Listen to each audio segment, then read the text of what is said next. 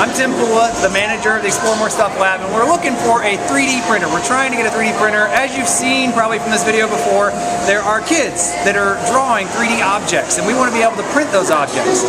Right now I have one printer, and right now I have 18 kids in this group. And it takes at least 30 minutes to print one object for these kids. So if we can get more printers or another printer, we can actually facilitate a larger group of students and allow them to create and learn about rapid prototyping, 3D drawing, geometry, lots of great math and science involved in it, and nice technology pieces as well. So thank you so much.